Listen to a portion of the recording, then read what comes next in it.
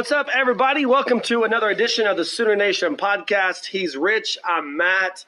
Thanks for catching us on Facebook Live, as well as TalkShoe and where else are we? iTunes, YouTube, wherever you're catching us. Thanks for being with us. Look, there's so much we've talked about football, rightfully so. Sooners getting ready to take on the Georgia Bulldogs in the Rose Bowl in the college football playoff semifinals. Here's a question I want to throw at you now that everything's out and it's official, because this is what my family was talking about. Who are you cheering for between Alabama and Clemson? That's easy. Clemson. You're cheering for Clemson? Yeah. And is it – because to me, I feel the same way with you because I don't think Alabama belongs, and I feel like a win over Clemson validates – Alabama being in there, and I don't want Alabama to be validated for being in there. But the flip side is what people told me was they're cheering for Alabama because they don't want to play Clemson. I want Clemson. I think that would be an epic game. I do agree that Alabama would be an easier team to beat than Clemson. But can you imagine how incredibly good that game will be between Oklahoma and Clemson for all of it?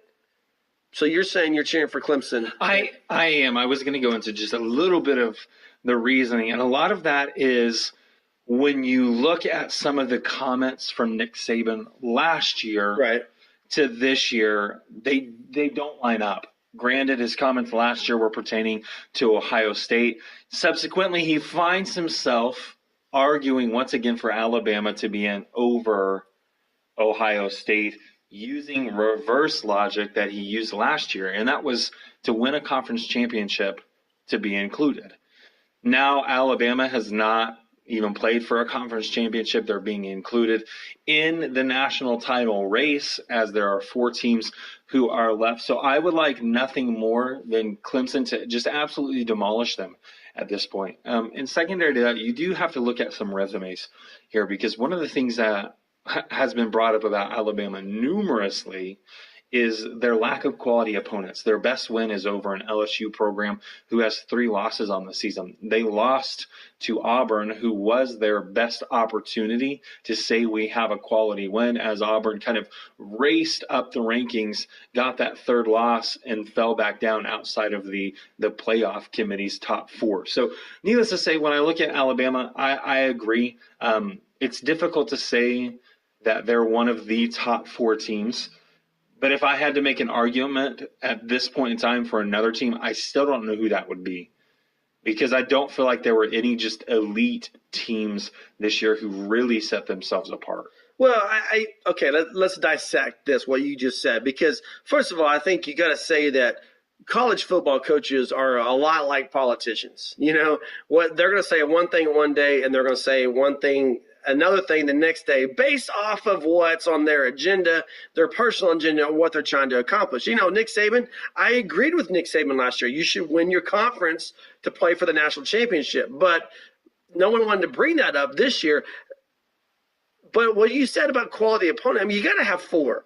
And I just feel like the conference championships, if you make that a prerequisite, then you got your 4th. You know, you can pick USC or you can pick Ohio State. And I get that argument. And here's something that really gets overlooked is the number of conference games Alabama play. You know, the SEC only plays 8 conference games. Big Ten plays 9 conference games. So not only did Alabama play a weaker schedule when you throw in their Mercer and so forth, but they also they played 8 SEC teams on a year that the SEC is undeniably down. If you don't agree, I mean, and I know you do agree, but for those out there that don't agree that the SEC is undeniably down this year, then explain to me why half of the conference is turning over on with new coaches. Because if you're not down, you're not hiring new coaches and firing old ones, but you're seeing coaches fired across the conference because the conference underperformed. I just feel like if the selection committee would go in and say, here's the prerequisite, here's really what we look at. Because here's the other side of this argument, Rich. So what's the point, for example, Ohio State? What's the point in playing Oklahoma? Last year, Oklahoma playing Ohio State. What's the point? If you're going to get punished for that loss and Alabama's going to get rewarded for playing Mercer, Because, I mean, are we agreed that if you take away one of the Ohio State had 2 losses. If you take away the Iowa loss or you take away the Oklahoma loss, Ohio State's in, are they not? They are. So what's the point? What's the point in scheduling these high profile, lots of televisionized games in September if you're going to get punished for them? And if you don't get punished for playing Mercer, then why not just go back out there like everybody used to do in the 90s and late 80s, early 2000s? I mean, Kansas State's just recently gotten away from that. Baylor's still doing it. I mean, put Mary Hardin Baylor on your schedule. Put all these teams on your schedule so at the end when the committee looks at, oh, well, they lost. They didn't make their conference championship, but they only lost 1 game, and the conference champion has 2 losses. Do you feel as though Wisconsin had a bigger argument to make, I'm not saying over Ohio State, but over Alabama? Because I feel as though there are 2 teams, Ohio State winning the conference championship obviously should have given them an edge. They played an extra game, while Alabama sat at home and was rewarded with that final spot. Needless to say, when I look at a team like Wisconsin, they ran the table undefeated. And granted, their schedule was just as questionable as Alabama's in total until they got to that conference championship game, in which, I mean, they were just completely obliterated. I say that, which isn't 100% true. I get what you're saying, but the point is Wisconsin, while they may have an argument, and it may be more valid than Alabama's, I'm just saying it's not as good as Ohio State. I'm just asking the conference champion. I'm just asking the question: who's the better 1-loss team, Wisconsin or Alabama? And I'm not looking at the playoff picture and who gets in there. If Alabama and Wisconsin played each other, I think Alabama would be a 13-point favorite. I do. I think Alabama would be favored over Ohio State even. Not saying that they would beat Ohio State, but they would be favored over Ohio State. This is not your typical Alabama team. They're in because of the A on the helmet. But when you watch this team play, there's problems with the linebackers. Of course, they also have some health issues. This offense doesn't run as efficiently as the offenses in the past have run. Last year's Alabama team would beat this year's Alabama team by at least 2 scores, in my opinion. And last year's Alabama team was the runner-up. They weren't even the national champions. I think Alabama, be it Clemson, be it Oklahoma, Alabama's only hope to win a national championship is to somehow survive Clemson, and I feel like hope Georgia beats Oklahoma, because Alabama, I don't see how they're going to match up across the board with speed that Clemson's going to bring and that potentially Oklahoma's going to bring. Georgia's going to have the same problem with Oklahoma, where Oklahoma's going to have problems. You got to stop the Georgia rushing attack, right? And we've talked about this, but what does Georgia have to prepare for? They've got to prepare for a multifaceted offensive set that can go big, that can go spread you out, that can go I formation with all the same personnel. And so the SEC is going to have a problem. And here's what I'm really curious about. With all of the turnover that we're seeing in the SEC, you're already starting to see a little bit of shift with Auburn. How much longer until the SEC adapts the spread type offense that the Big 12, that the Pac-12, that you're starting to see a little bit in the ACC? The Big 10 and the SEC are the holdovers on the smash mouth. Yeah, I mean they're the holder. How much running game? How much longer until we begin to see?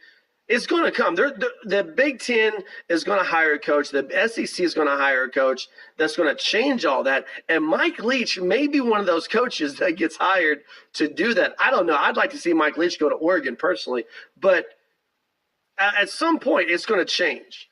And it's kind of like an arms race. Once it happens, once one team begins to have a little bit of success like Auburn did this year, you're going to see it happen more often, more frequently. The only thing that really saved the SEC from going full spread over the next 3 years was Georgia beating them in the SEC championships, proving that you can still win this conference with a tight end and 2 running backs.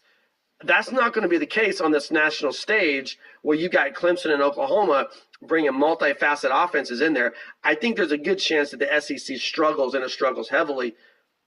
I think it'd be amazing not only to have Oklahoma and Clemson in the national championship game, this goes all the way back full circle, not only to have Oklahoma and Clemson in the championship game, not only would that be an incredible matchup, but I think it just kind of proves what everybody outside the college selection committee is saying about the SEC, that they go one and done in both of the semifinal games. Just very likely. I like the points that you bring up in the Big Ten and the SEC being the holdovers. What we've seen, I think there's been more willingness to change in the Big Ten. And you've seen some quality quarterbacks who have the ability to throw the ball, who have the ability to run. And I'm not saying a guy, when we look at Alabama, who is the headliner of the SEC, regardless of where Georgia is this year, when we look at a guy like Jalen Hurts, I think he's a capable quarterback. I really do. I don't. He's Jalen Hurts. I'm going to say this, and it may be a little bit controversial. Jalen Hurts is a poor man's JT Barrett. And he may very well be. I mean, he's a big guy. He's athletic. He's got a cannon for an arm, but he has no accuracy downfield. He can't go vertical. To run this spread offense, you've got to go vertical, and you've got to go vertical consistently. And if you don't have an accurate quarterback, you can't do that. Then that's what makes Baker Mayfield so good. Not that he, part of what Baker Mayfield's good at is running around. We all know that. That's not what makes him good. What makes Baker Mayfield good is that when they pick their spots to go vertical, he's pretty spot on. Mm-hmm. It's very rare. I mean, think about all the times that he's missed. What does the crowd do? The crowd's like, not because they missed. It's because you saw Bigfoot. You know what I'm saying? You saw Baker Mayfield miss a vertical pass. He hits those a lot more frequently than he misses them. Jalen Hurts is the opposite. It's he misses them a lot more frequently than he hits them. Matt, I'm not going to agree with you on that, and that's because Alabama doesn't have an offensive scheme that caters to that style of an offense. You've mentioned it yourself already sitting here with me on this podcast. They don't, run a spread offense, and they're not going to. And so those opportunities and asking a guy like Jalen Hurts to connect on those consistently has never been there in his career, and I don't expect it to be. It's we're going to hand the ball off, and essentially we're going to win this game in the second half by tiring out a defense, by running the ball and throwing just to keep them honest. And that's what Georgia's going to do as well. I mean, that's the company line, if you will. That's the SEC approach. Run, 3rd and 4, pass. Run, 3rd and 4, pass.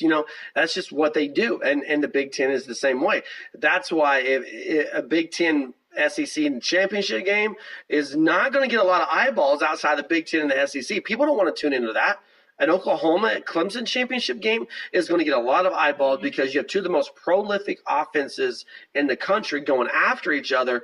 And I'm anxious to see what the bowl season is going to show about the Big 12 and defense, because you hear some of the national guys like Colin Cowherd, you hear some of these pundits, and we all know Paul Feinbaum is a joke, but you hear them talk about the lack of defense that's played in the Big 12. Why are they giving Georgia? Why does Oklahoma, out of the 4 teams in the championship, why does Oklahoma have the smallest percentage chance of winning at all? Well, people are going to say, well, Georgia's going to beat Oklahoma because Oklahoma doesn't play defense. And I've said since September, let's ask Ohio State if Oklahoma plays defense. Let's ask JT Barrett if Oklahoma plays defense. The reality is, and what people are going to learn, I think, through the bowl season, and it started last year, it's going to carry through to this year, is that not only does the Big 12 play defense, they're pretty dang good at offense as well. And it's like basketball. I know you're more of a basketball guy, but when you play here's a good example of what's going to happen. When you play a team that the run and gun type basketball, you're going to give up more points as opposed to you play a half court set, right? Oklahoma's about to play Wichita State. Wichita State's number 3 in the country. What do? They slow it down. They play half court, right? And when you look at those statistics between Oklahoma and Wichita State, you're going to see a little bit of a little bit of disparity in points allowed per game between Oklahoma and Wichita State. Oklahoma's going to, points scored per game. Oklahoma's going to have a higher scoring margin than Wichita State. When you look at rebounds, when you look at shooting percentage, when you look at assists, you look at all that, those two teams are going to be pretty even down the way. But then I guarantee if you look at points allowed per game, you're going to see Wichita State is substantially lower than what Oklahoma is. Why? Because Oklahoma runs. So what's going to happen is Oklahoma is probably going to lose to Wichita State on Saturday. It's going to be a good game. They're probably going to lose, but I guarantee you Oklahoma will score more points than what Wichita State allows per game this season, just based off the type of offense they play. Why does that make sense in college basketball, but it doesn't make sense in football? Why can the people who do the writing and do the talking, why can they not wrap their heads around the fact that a team that snaps the ball 80 to 100 times a game is going to score more often than a team that snaps the ball 40 to 60 times a game? Because those are the differences between the Big Ten, SEC, and then the Big 12. You have teams. I mean, there was one game this year where Oklahoma snapped the ball 60 times in the first half. 60 times in the first half. That's what the SEC will do in an entire game. But yet they're going to say there's no defense in this league when they don't understand the game flow. I don't know. It's just, I think everybody's got to carry the banner. Everybody's got to carry the torch for some reason. I just feel like hopefully a big taste of reality is coming their way. Thoughts? I was only going to add one thing to what you said. And there are a lot of football games to watch on the weekend when it comes to college football, relegated to a Thursday, some on a Friday, and then on a Saturday. Saturday being a majority of where the action takes place. It's impossible to sit down and watch every single game. It's impossible to sit down and watch every single team play more than you probably, let me put it this way. It's impossible to gain enough knowledge, in my opinion, unless you're solely watching one team week in and week out. And so what I want to ask is this question of, when we decide where the best defenses are, is it because of a number that's written down on a stat sheet? Yes, I mean that's or is it because they physically have passed the eye test? I mean, to make it easy, the answer is yes. That's what people are talking about. Georgia, the overall best defense in the country, or whatever, best defense. Oklahoma's number 3. Well, whatever, best defense that Oklahoma's going to play this year, right? And that's what everyone's throwing out there. This defense, but again, I've said this before. Is Gary Patterson not a defensive guru? I mean, that's his staple. You look at Gary Patterson, he is a defense-first coach. He's a defensive-minded guy, right? Mm-hmm. And yet, he had 2 shots at this offense. He did worse the second time around than he did the first time. I mean, all due respect to Kirby Smart, to beat Oklahoma and to beat Clemson, you're going to have to match them point for point. In my opinion, it's not about what you're going to do defensively. I want to know what you're going to do offensively to keep pace in this game. And Georgia and Alabama, neither one are equipped to keep pace with Clemson and Oklahoma. And it's not, again, Oklahoma's going to score.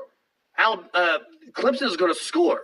Can Alabama, with their offense, what Clemson is going to want to do, what Oklahoma's going to want to do, is turn this into a shootout, right? Mm-hmm. Hey, you're going to score. You're going to do a 10-play, 70-yard drive on us. It's going to take 7 minutes off the clock. We're going to respond with a 3-play, 90-yard drive. That's going to take 45 seconds off the clock. Now you got to come back out and do it again. Oh, and don't turn the ball over. Don't punt, because we're coming at you every time.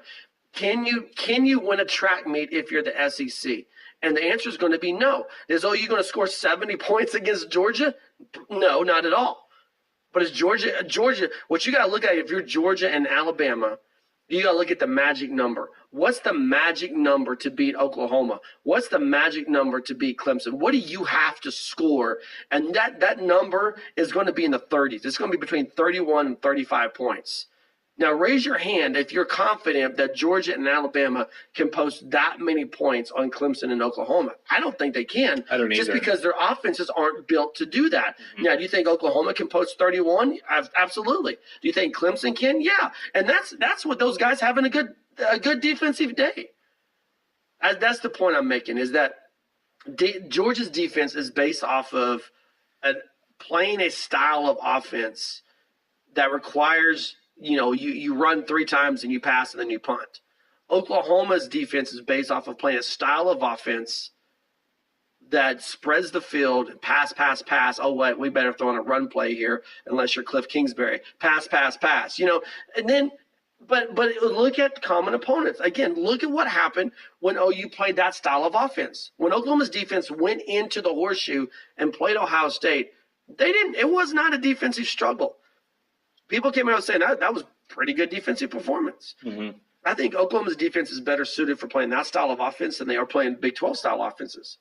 And that's why I think Oklahoma and Clemson both advance, and I think the championship game turns into an epic proportions type shootout. They went back and they asked J.T. Barrett what gave Ohio State so much trouble in that game against Oklahoma and why they were really caught off guard. You know what his response was? What's that?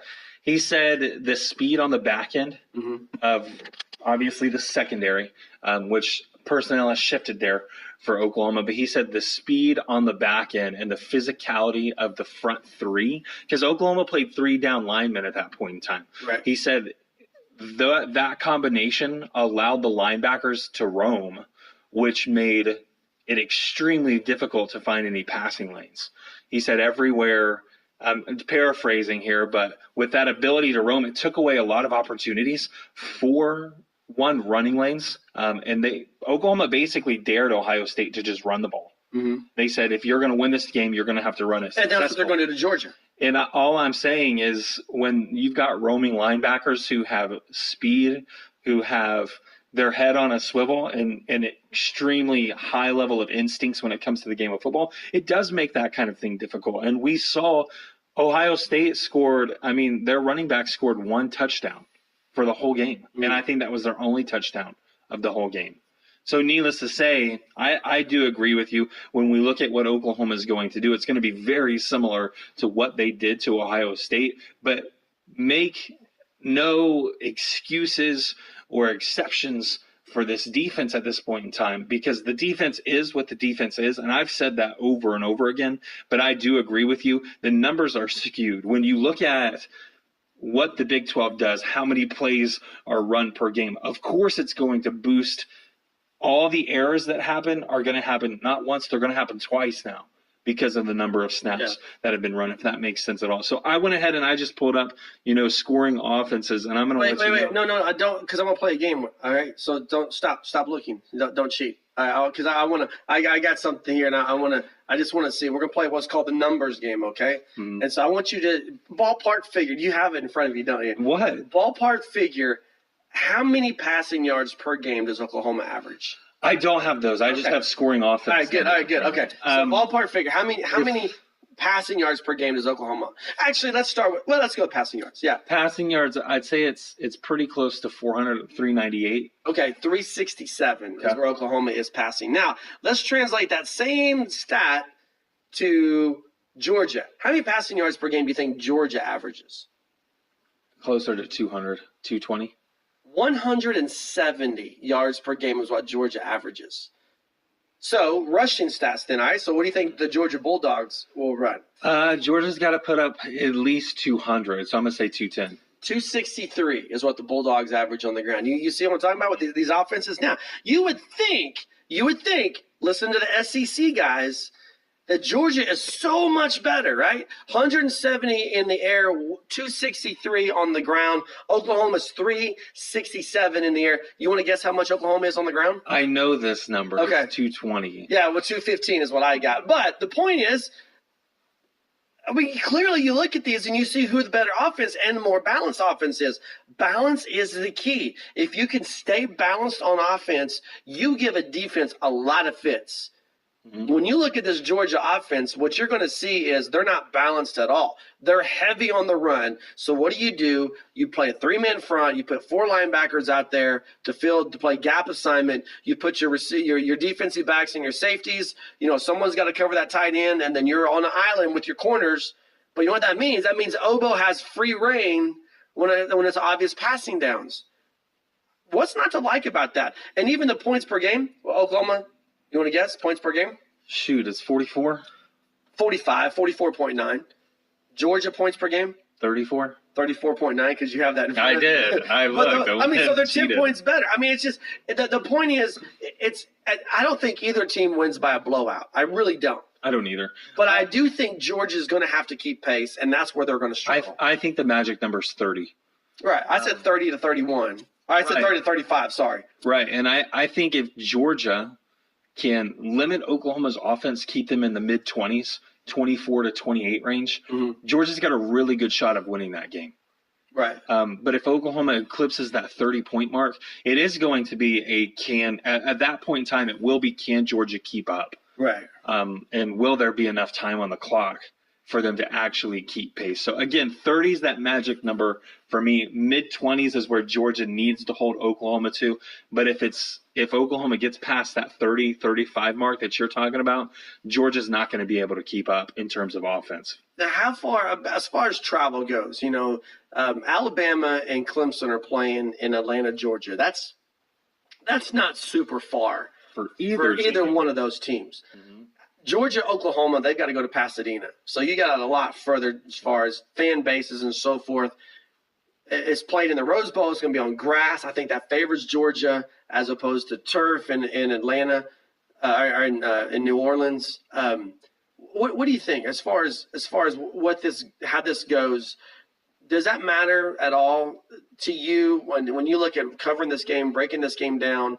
The fact that they're traveling to California, the fact that they're playing on grass, does any of that make a difference to you? No, I don't put any bearing on or any weight into those kind of conversations. And the reason being is because, these teams hop on a bus, hop on a plane, and they travel week in and week out. When you travel for a game of this magnitude, you get a full week there before the game is actually being played out. You get practices on the field. So you should be accustomed to anything that may be a little bit out of the norm. Oklahoma plays on a grass field to begin with. So, again, I just don't know why that should be considered in the equation of who is favored and who is not, even though it typically is. To me, it means nothing. You have a month to prepare for these teams? Yeah. A month and a week on site. In my opinion, it's not just the preparation, it's how healthy you can get in a month. Mm-hmm. And I do think, and we talked about this in our last podcast, I think Oklahoma, as these two teams prepare, the number one thing is health. You got to come into this game healthy. Neither one of these teams can afford to lose a key player, right? Right. But the flip side of that is Oklahoma, they do have to get more physical. So that means for Oklahoma, you've got to have more physical practices, particularly with your defensive line, because you've got to get ready for what that's going to come as a hammer with these running backs. You know what I'm saying? Because it literally is. We talk about Oklahoma having a stable of running backs. Georgia goes 5 deep at the position. So it literally is a stable of running backs for the Georgia Bulldogs.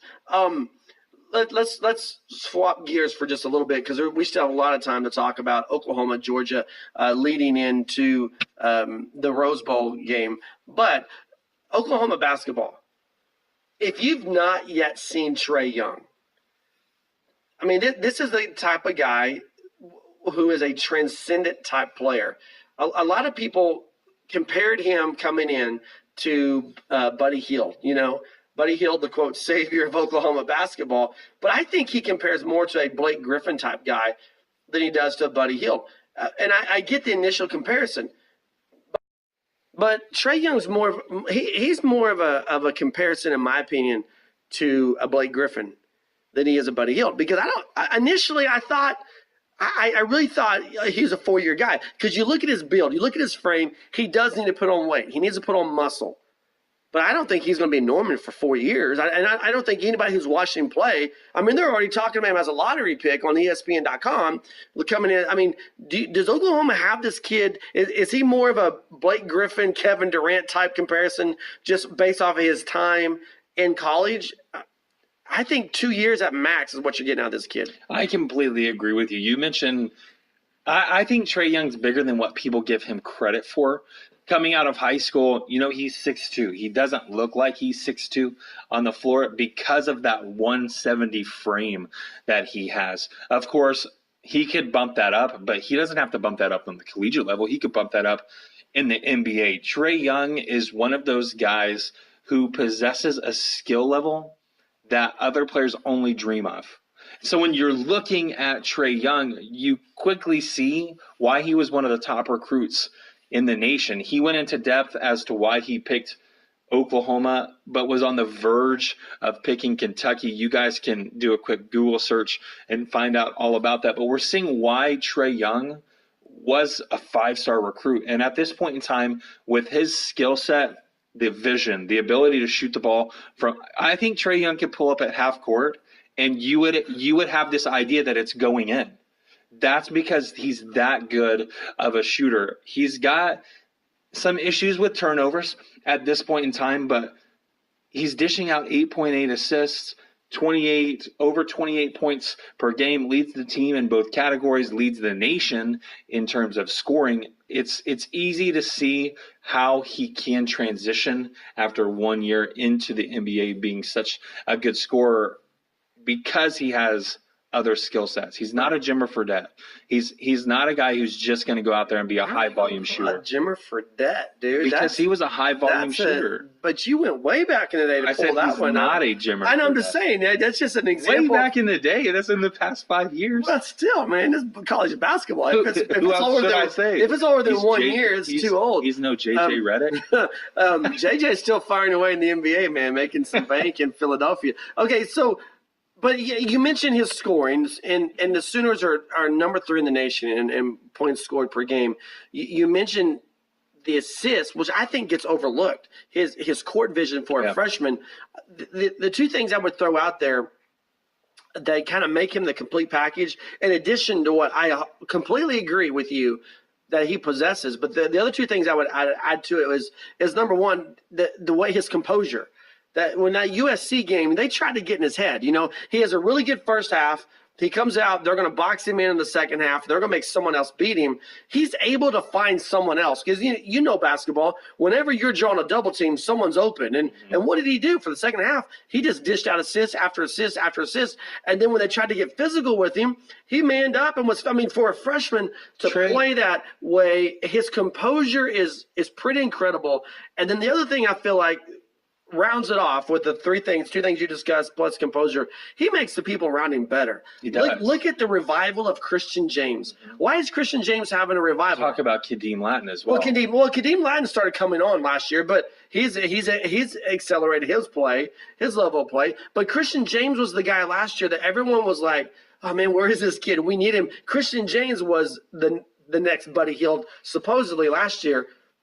He faded on us. But what is he doing this year? I mean, his game against USC was pretty phenomenal. Not the only game he's had this year is pretty phenomenal, but it's because Trae Young makes him better. And when you have a guy that has the court vision to throw out the assist that he has the potential, as you said, to score from anywhere on the floor, has the composure to keep himself gathered as a true freshman, and he makes everyone around him better.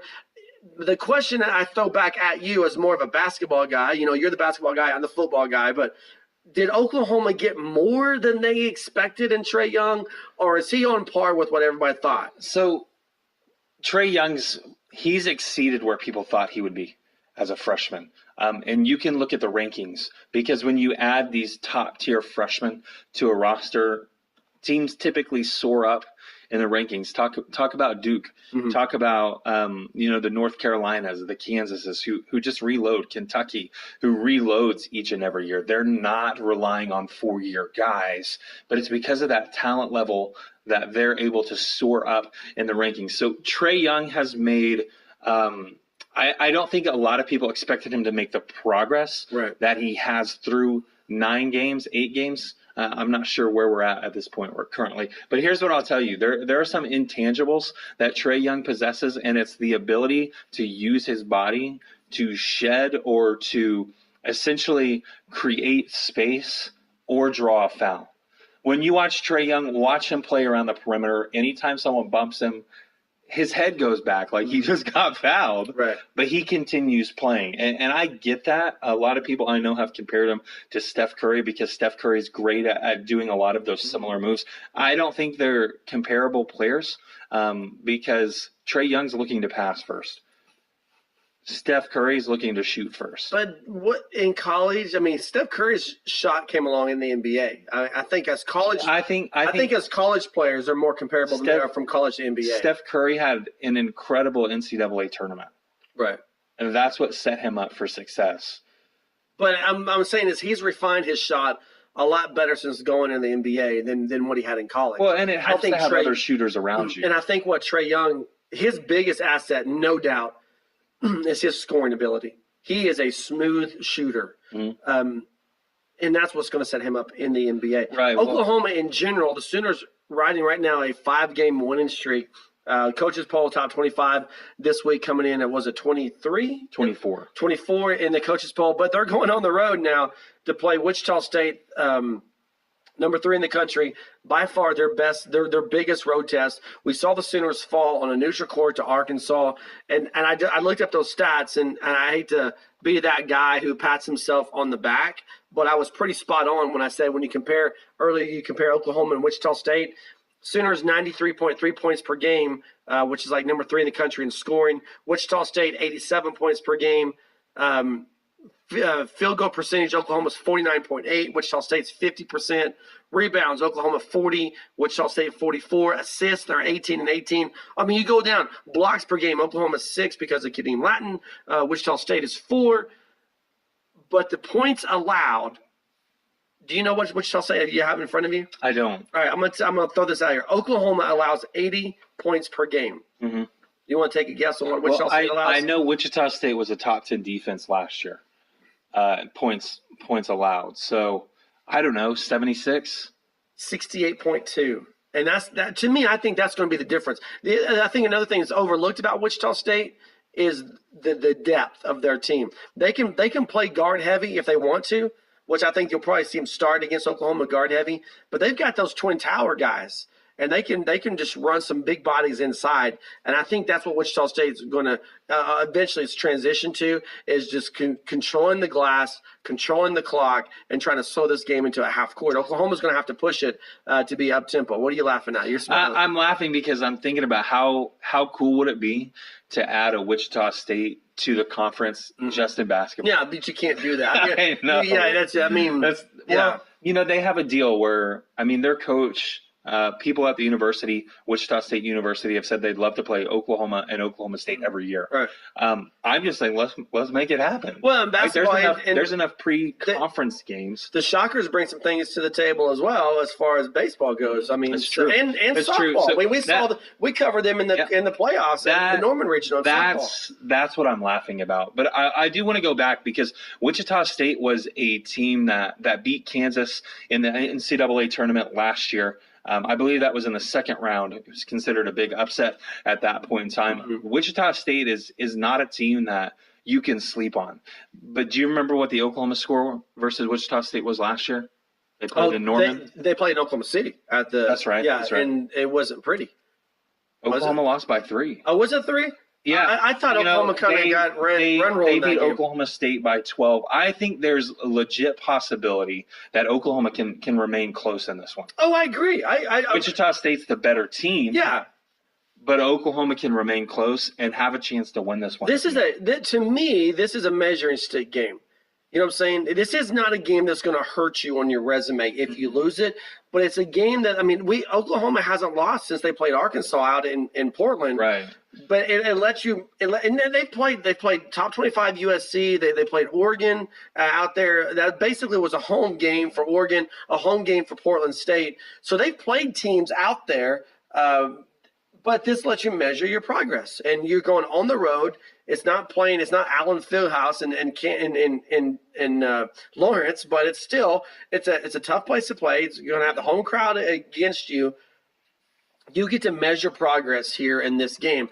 I agree. I don't think it's a blowout. I think when I did my Fox Radio this morning, Tuesday morning, because this podcast won't go out until Wednesday. But when I did Fox Radio Tuesday morning, and by the way, that station's out of Wichita, so we talked a lot about this game. What I said was that I feel like this game is still in doubt, that it's in the balance until the last 5 minutes. Once you hit that final, that under 4 media timeout, I think that's where the rubber kind of meets the road with this team. But it's not a game that Oklahoma fans should really be down on themselves if Oklahoma loses.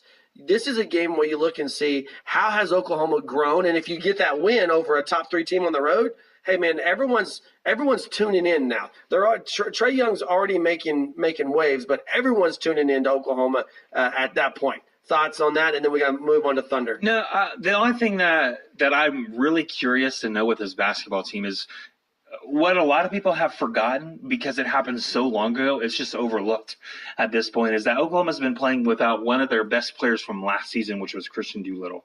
When this team regains Christian Doolittle, I was hoping it would be for Wichita State. That's what I was frantically looking on the computer for because I know that they bumped his return date back. Unfortunately, I believe that's set for the 18th now because grades won't come out until then. So, but that's going to be good. I mean, but even when he comes back, I mean, does he come back and jump in that rotation immediately, or does Longberger work him in slowly? I don't think immediately. Yeah, I think you take this slow. By the way, our Facebook is starting to blow up. David, Mark, and Ken on there. Mark, we are not going to talk Braves baseball, but I'm going to say this just for you, old school. You and I are the only ones going to get to this, but Chipper Jones was a team player. Let's transition. We're going to bring in Craig to talk about the Thunder. And so let's transition, and then we'll close out giving some parting thoughts on Oklahoma City basketball. Take a number. I was lightning before the thunder. Thunder, thunder, thunder, thunder, thunder, thunder, thunder, thunder, thunder, feel the thunder. Lightning and the thunder. All right, we're going to start it's a new section. You were on with us a couple weeks ago, filling in for Rich DeCray. Craig Hofeld of the Thunder guys. How are things going, Craig? Not too great with the Thunder. It could be worse though. Because I never know where to lead with that, because I know, I mean, how close is Thunder Nation just to being fully up in arms with like pitchforks and torches and storming the castle type? I mean, are they there yet? They're there every single time. Every time they lose, it's a meltdown. But when you've lost 14 out of 26 games, it's to be expected. The only way to prevent that is to go on a 10-game winning streak, and then it's okay to drop a game here and there. But yeah, when we win, we get mentions from Twitter like this team is finally figuring it out. No more need to fire Billy Donovan. Everything is okay. And then they lose, and it's like, okay, blow everything up. Even saw a guy who has media credentials. I'll say that. Said that he's ready to blow this team up, and that even means he would consider trading Russell Westbrook. To me, that is just the most. I mean, I don't even know what to say to that, honestly. But so, yes, Thunder Nation is very much there, ready to just blow it up. I want to come back to that, but I want to ask you personally because, I mean, you guys have a really good Twitter following. You've got your own show now, radio show. We'll let you talk about that here in a minute. But, it's growing for you guys. But at the heart of it is you are a Thunder fan. You were there in the arena for the Charlotte loss. You've been there. I think you've seen a couple other losses this year. Have you seen more losses than victories this year? Yes. Personally? Yeah. So, I mean, well, I guess everybody has when they have a losing record. But, I mean, are you on that roller coaster? How do you feel? Here's what I can't figure out. And you know me. You know I'm not a Thunder fan. But what I can't figure out is this team – They ran Golden State out of the building. But with the Charlotte loss on Monday night, they've got losses to Sacramento, Dallas, and Charlotte. Those are like three of the worst teams in the league. I mean, what kind of personally for you as a fan, what not with what you cover, but as a fan, what are you on that roller coaster as well, or are you? Where would you put yourself? Yeah, definitely. So you get some of the same emotions. This team likes to play with your emotions. The other night against Memphis, they were down 34-19 at the end of the first quarter, and I sent a message to Zach, and I said we suck, and then they come back and they win that game after being down 15 in the first quarter, and so it's kind of like an up and down thing, day to day, game to game, but it's important to keep things in perspective. They are 12-14 currently on the outside of the playoffs. They're currently in the number 9 spot, which means jack squat right now. But they're only 6.5 games away from being in the top 3 in the West. And so, like I said, this team clearly has the potential. When you see they were down the other night against Utah by 17 with 6 minutes to go in the third quarter, and they made that comeback as well. So this team has the potential to win, go on a big win streak. And so I think they're right there. They're on the brink of getting things going in the right direction. So it's important to be realistic about it and not, we're only 26 games in. So that's kind of where I'm at. You see, I think that's a great point. You're talking about they're only 26 games in. I feel like it's – and I think you and I have talked about this even the last 2 weeks ago when you were on with us co-hosting the Sooner Nation podcast. I still feel like it's too early to hit that panic button. Now, I feel like, okay, if top 3 seed is your expectation – maybe it's time to go ahead and do the panic button. But if you're just wanting to get in the playoffs, and anybody, especially a team as star-studded as this one, anybody in the playoffs can make a run. You can put it together and make a run. So I do think it's way too early to hit that panic button. But I also feel like on the same note, it's time to figure some things out. I mean, and so this is really why I guess I'm coming at you as a guy who covers a team, as a guy who is a fan of the team. Here's what I see. I see 3 possible issues. Maybe all of them are an issue, but I see chemistry as an issue. I see effort as an issue, and I see maybe X's and O's as an issue. And what I mean by that is, you've got 3 guys who are, for their entire careers, they've been iso ball guys. They've been the guy, one-on-one, this is me. And you got 3 on the floor at the same time. So do you agree with chemistry, effort, and execution, or is it one greater than the other? What's wrong? What do you see as the heart of what's going on with this team? I think you can't. I mean, like you said, there's at least 3, probably more issues. Figuring out one thing isn't going to solve. It's not going to fix everything. For me, rotations are a big deal. Melo started out the season leading the second unit, and then that job was kind of given to Paul George. And I think now that Paul George is kind of hitting his stride and he's playing well, he shot over 50% for the last few games, I think maybe Melo needs more time with the second unit. I made a joke today on our live radio show that Melo's last 4 years have been spent with the second unit playing in New York. So that's where he thrives. And when you've got 3 isolation guys, that's fine as long as they're not all 3 standing around at the same time. But that's what's going on. Exactly. Right? And so when you have one guy, when you have Russ, standing at the perimeter when he doesn't have the ball, that's not as big of an issue. But when 3 out of the 5 guys are just standing still on offense, it creates problems. So maybe if there was less time with them all 3 on the court at the same time, maybe if Melo was given the opportunity to lead the second unit again, I think that would fix some things.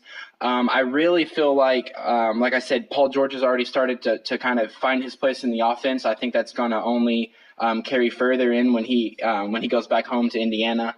I think he's due for a big night. But I think the same thing for Carmelo heading into New York City on Saturday.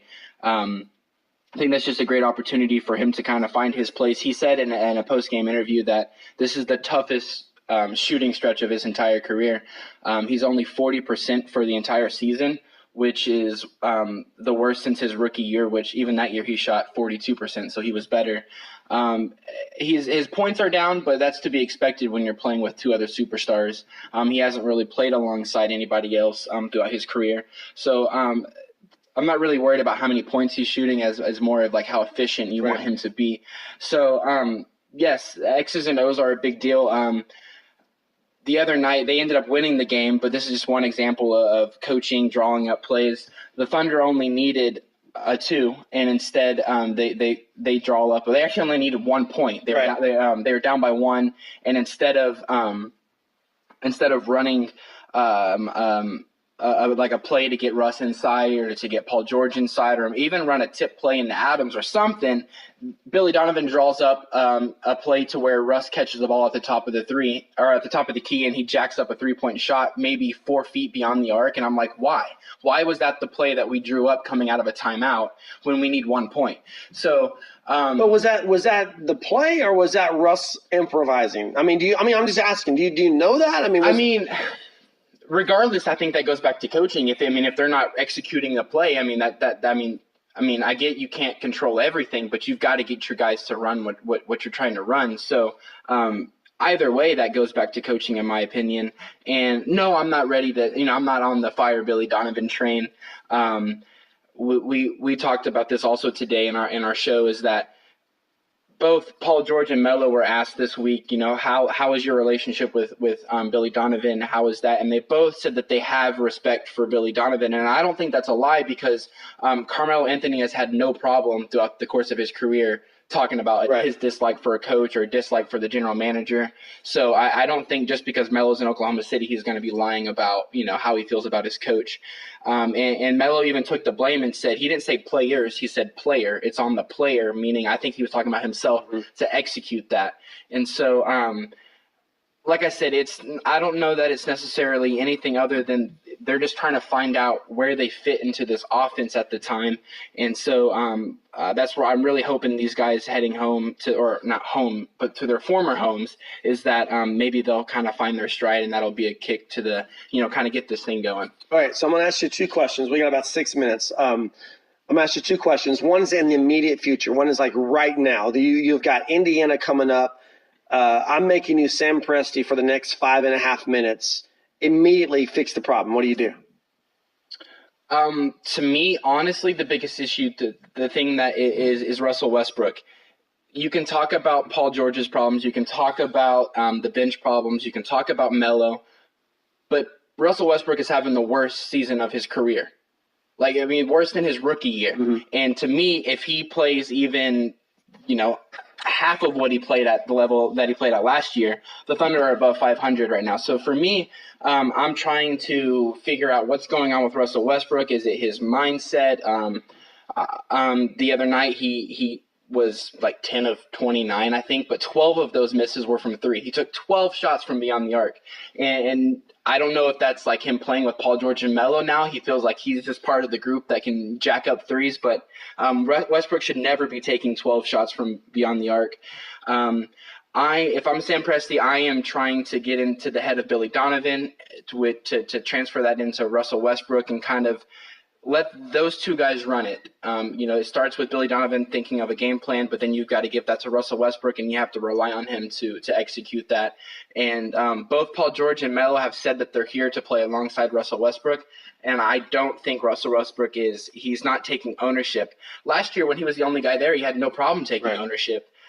This year, he still is the guy who needs to have that title. He's got to be alpha male. He hasn't established himself. He's not doing that. He's too hesitant at times. We were talking about, he's taking too many shots from beyond the arc, but he was dominating in the paint last year. He finds himself in the paint, and the defenders I've seen specific plays where they back up and they're expecting him to pass, and he doesn't take the shot. He still passes, and so he's passing at the wrong times. He's shooting at the wrong times.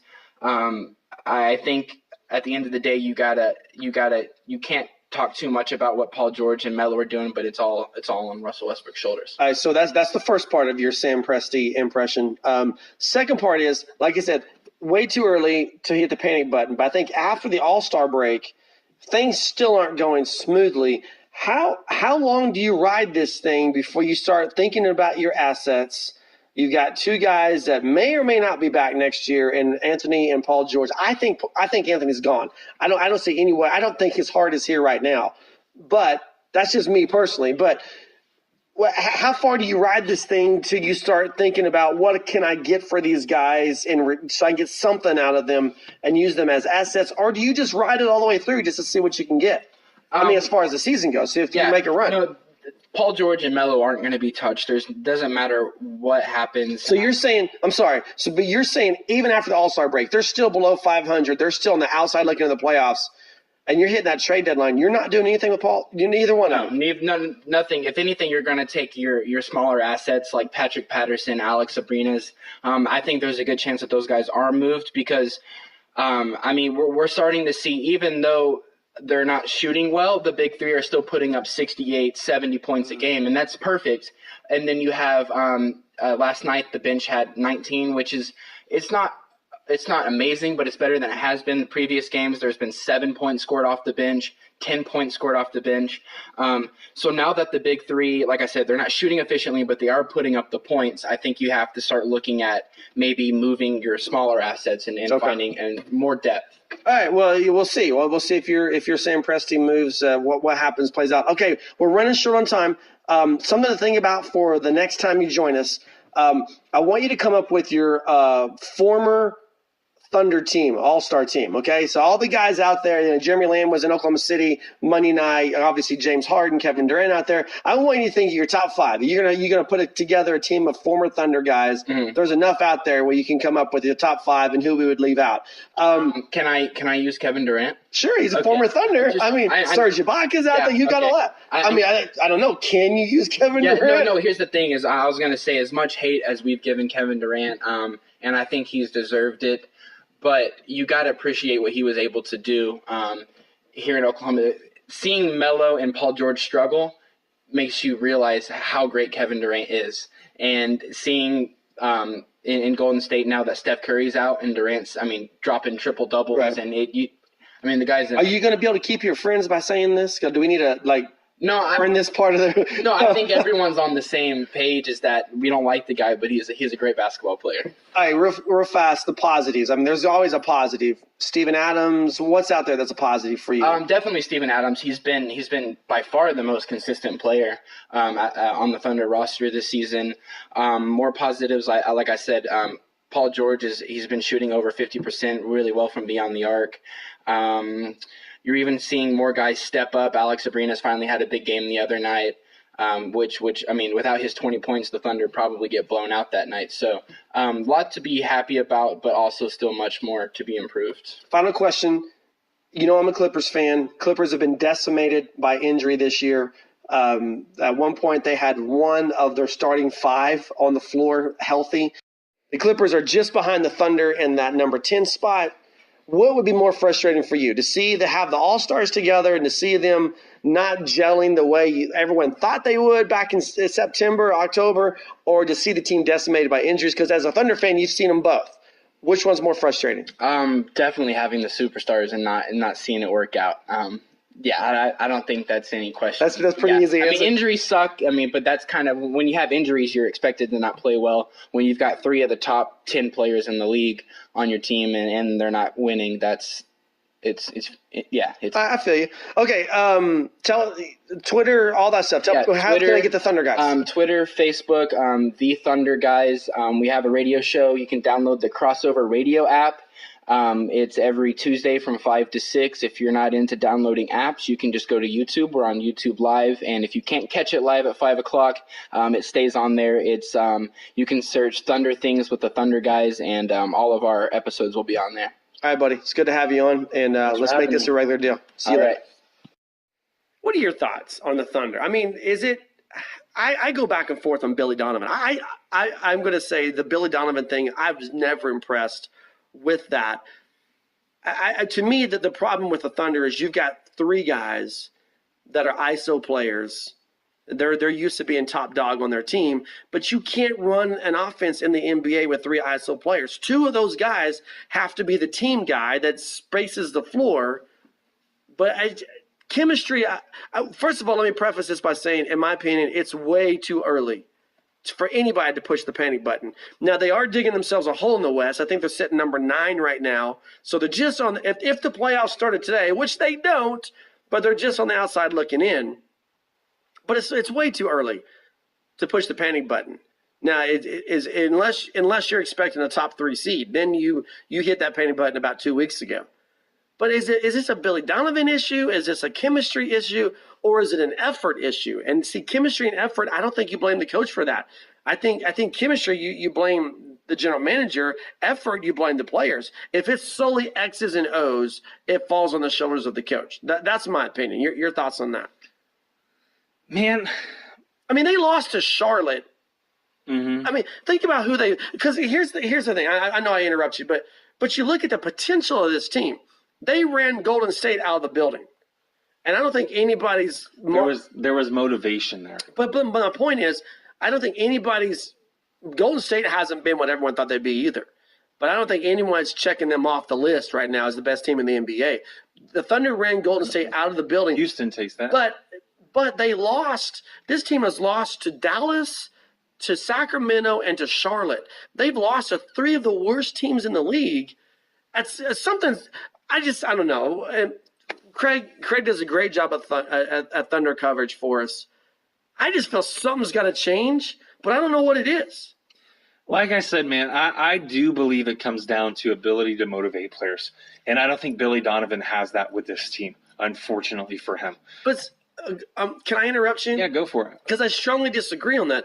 I don't feel like at this level the coach should be a motivator. Why? Why should he? So they have to be everywhere else, but once you get paid for it, you no longer have to be a motivator? Yeah, I mean, that doesn't make these sense guys to me. the level up. These are the best athletes in the world. I know.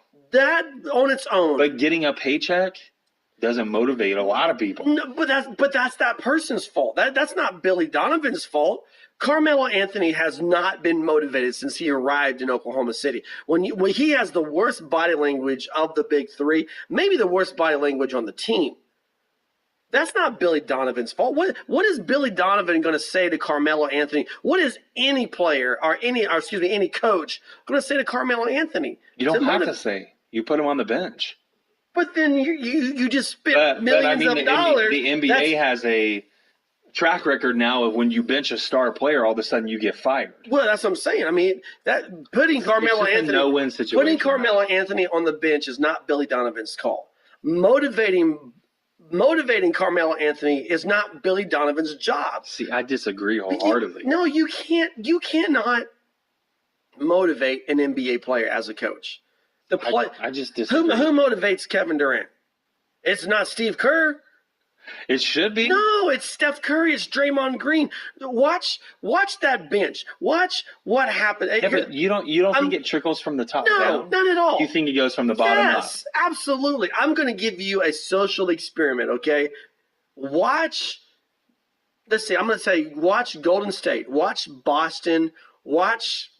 Give me another team. Watch Washington. Okay? Watch Houston and San Antonio. Just randomly go look up, go to the Googles, okay? Google up highlights from those teams. Watch their bench. Seriously, watch the bench. Not what's going on the floor. Watch what the bench does. And then watch what Oklahoma City's bench does. There was a play last night where Paul George put somebody on skates. I don't remember. It was the dude that used to play for the Thunder. What's his name? See, that's where I need Craig. For who? For Charlotte, Jeremy Lamb. Paul George put Jeremy Lamb on skates. Do you know what reaction you got out of the bench? Nada. But if that play happens in Houston, if it happens in San Antonio, if it happens in San Francisco, that bench, they're holding each other back. In the NBA, motivation comes from the players. It does not come from the coach. The coach's job is X's and O's. Guys, here's how you're going to beat this team. And so if you want to say it's an X's and O's problem, okay, that's on Billy Donovan. But if you want to say it's a chemistry problem or if you want to say it's a motivation problem, that's not on Billy Donovan. And I go back and forth. I feel like they made a mistake when they fired Scotty Brooks. Look what's happening in Washington. But I disagree strongly on the motivation we're thing. going to have to agree to disagree. What I'll say, the weaknesses for the Oklahoma City Thunder that I've noticed have been, and this isn't anything new, the new portion is the motivation. I don't think Oklahoma City really has that. You can put the blame on whoever you'd like to at this point. We're not going to exclude anybody. But the second thing, you've already hit on it, was you got Russell Westbrook, who became a volume shooter when Kevin Durant left. Right. You've got Carmelo Anthony, who, again, a volume shooter. There's a lot of shots being taken just by those two players. Steven Adams has had a solid season so far. He's demanding shots, but he's also making them, whereas other players aren't. So when I'm looking at, yes, lack of motivation, but the biggest weakness that I've seen has been an inability to share the ball. And that's, you can go in and look at assist to turnover ratio. Oklahoma City is going to rank as one of the lowest in the NBA in those statistical categories. Why? There's just not this team mentality yet. Here's what I want to know. Free throw shooting. What happened with this team on free throw shooting? And I get Russell Westbrook without the volume because you added two other guys with him. And that was supposed to be the plan, where Russell Westbrook doesn't have to carry the load. But is it not? Maybe it's time for Russell Westbrook to go back to last year's Russell Westbrook. Phil Jackson work magic. That's what Mark Thompson said on Facebook. I agree. But Phil Jackson, Greg Popovich, a different era. But Greg Popovich, when's the last time you saw him motivated player? Greg Popovich, he's arms crossed, stand there and that's going his to talk. Personality. But what happens in the locker room? I don't know. The motivation does not come from the coach. It comes from the players. He's Rich. I'm Matt. Sooner Nation podcast. Thanks for tuning in. We'll be back. We'll get Craig's opinion on this next week. That's what we'll ask him specifically about motivation next week. I want to know. Mark, Ken, David, everybody on Facebook, thanks for tuning in. Those of you who pick us up on TalkShoe and so forth, appreciate you guys. Have a great week, and we'll talk to you next Tuesday.